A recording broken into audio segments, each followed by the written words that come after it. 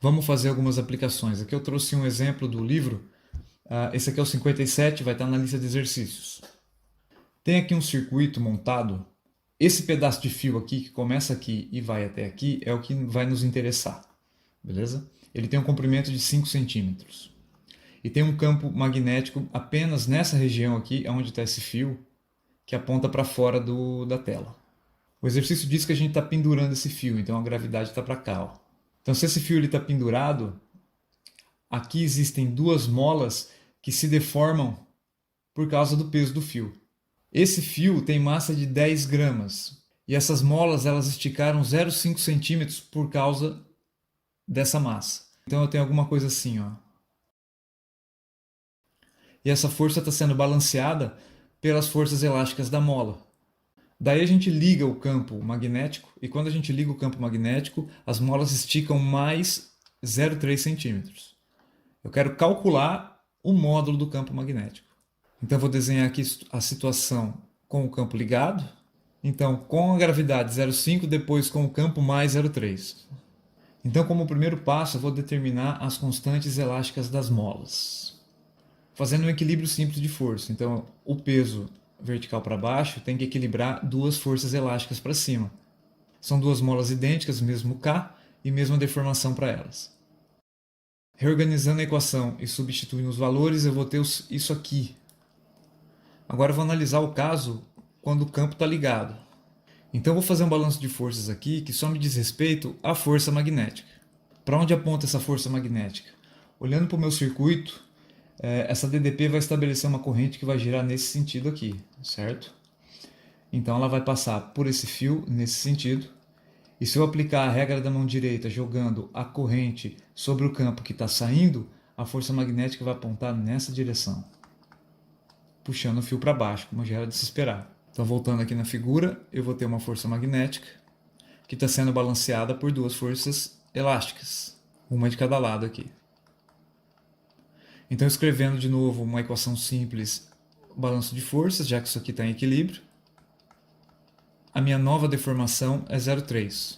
A força magnética nesse fio é dada pela corrente vezes o comprimento, vezes o campo, vezes o seno de θ, e o lado de cá dá 0,0588.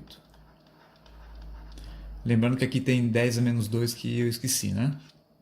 O ângulo entre a corrente e o campo é 90 graus, então esse seno dá 1. A corrente elétrica é fácil de calcular, porque aqui ele me disse que a resistência total do circuito é 12 ohms. E a DDP é 24 volts, então corrente é igual a 2 ampere. Voltando aqui, substituindo, eu tenho 2 ampere, vezes o comprimento do fio, que é 5 vezes 10 a menos 2 metros, vezes o campo que eu quero calcular, tem que ser igual a 0,0588. 0,588 Tesla. Então tá aí mais uma aplicação. E aqui a gente usou muito a dinâmica, equilíbrio de forças, porque afinal de contas apareceu uma força nova na natureza que a gente pode usar nos nossos sistemas. A gente tratou o movimento linear de um condutor, mas os condutores eles também podem girar. E é aqui que aparece o torque. O torque é o agente causador do giro. Então vamos ver como que a gente aplica o torque em uma espira de corrente. E uma espira de corrente nada mais é uma corrente elétrica que faz um circuito ou uma volta. Pode ser circular, pode ser quadrada, ou pode ter a geometria que você quiser. Beleza? Vamos lá. Começando com um exemplo simples aqui. A gente pegou um pedaço de fio e dobrou ele desse jeito. Aqui tem um campo magnético que está entrando na tela. Sem corrente elétrica, esse sistema fica desse jeito para sempre. Com corrente elétrica a coisa muda. Então vamos estabelecer uma DDP nas extremidades do condutor. Então uma corrente elétrica vai girar nesse sentido aqui, por exemplo. Se a gente aplicar a regra da mão direita aqui, a gente vai descobrir que a força magnética ao longo de todo esse pedaço de fio atua para cá. Nesse pedaço de fio atua para cá. E nesse outro pedaço de fio a resultante atua para cá. Como a corrente é igual, o comprimento dos fios são iguais e o campo é uniforme, esse vetor força acaba anulando esse vetor força aqui, porque eles serão iguais, sobrando só esse camarada aqui embaixo. Ó. A força resultante sobre todo esse pedaço de fio vai puxar essa galera para essa direção aqui. Legal? Então vai ter um movimento aqui. Mas isso aqui ainda é um movimento linear. Vamos pensar numa outra geometria. Em perspectiva, eu tenho um campo saindo do Polo Norte e entrando no Polo Sul e a minha espira está deitada sobre esse campo. Aqui eu indiquei o sentido da corrente elétrica. Presta atenção no que acontece nesse lado da espira. Se eu deitar minha mão direita aqui, que é para onde está indo a minha corrente elétrica, e empurrar minha mão na direção das linhas, o meu dedão vai apontar sempre para cima, o que vai me dar uma força magnética saindo do plano da espira. E se eu fizer a mesma análise desse outro lado da espira, a minha força magnética também vai sair do plano da espira, só que vai apontar para baixo. Nesse outro trecho, como a corrente elétrica está na mesma direção do campo magnético, o produto vetorial entre eles é zero. Então a gente não tem força magnética nesse trecho. Se essa espira é livre e pode girar aqui, o que vai acontecer, olhando na vista lateral, é o movimento de giro dessa espira. Ou seja, a força magnética aplicou um torque sobre a espira. Eu estou usando M, mas é B, certo? Eu sugiro que você pause o vídeo e tente aplicar a regra da mão direita nessa geometria aqui para se convencer do que eu falei. E uma espira que gira sob a ação do campo magnético é o princípio de funcionamento do galvanômetro, que é um aparelho que mede corrente elétrica, usando esse princípio de movimento e rotação da espira percorrida por corrente.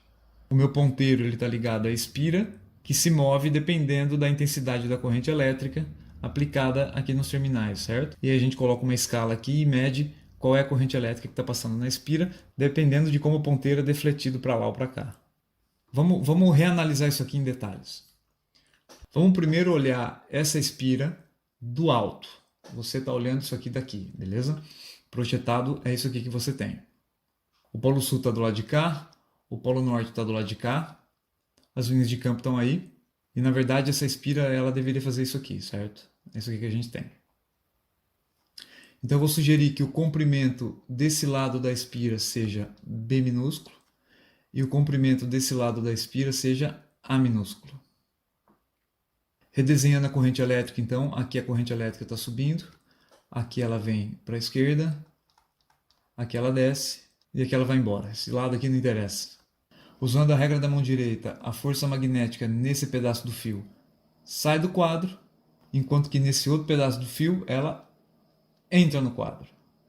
Nesse trecho aqui do alto e nesse trecho aqui de baixo, a força magnética é nula, porque a corrente é na mesma direção do campo. Então, olhando tudo agora na vista lateral, nessa ponta da espira, a corrente elétrica está entrando, e nessa outra ponta da espira ela está saindo. Eu estou olhando desse ângulo aqui, ó. Beleza? Estou olhando desse ângulo. E o que eu estou olhando aí é o comprimento B total da espira. Deitadona, beleza?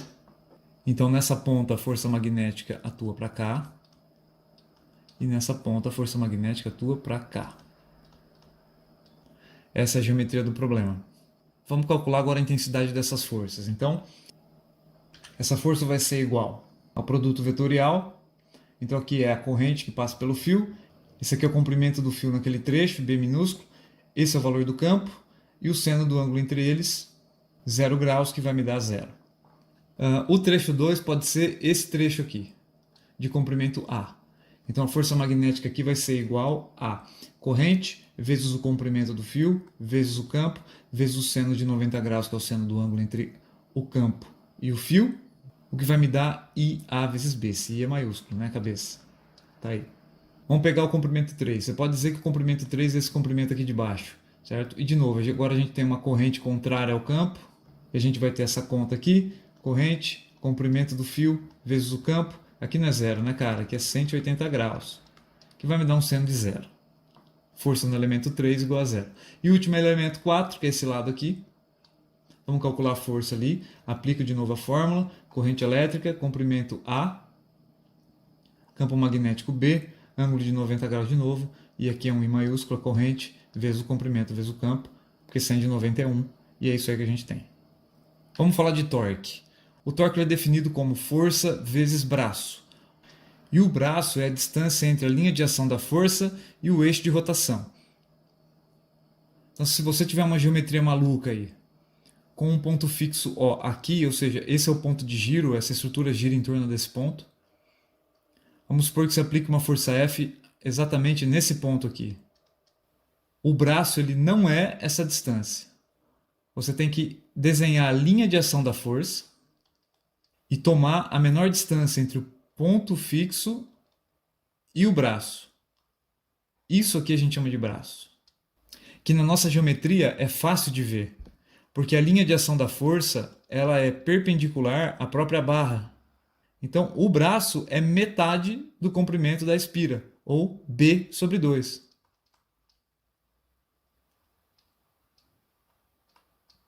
Fica fácil para calcular o torque.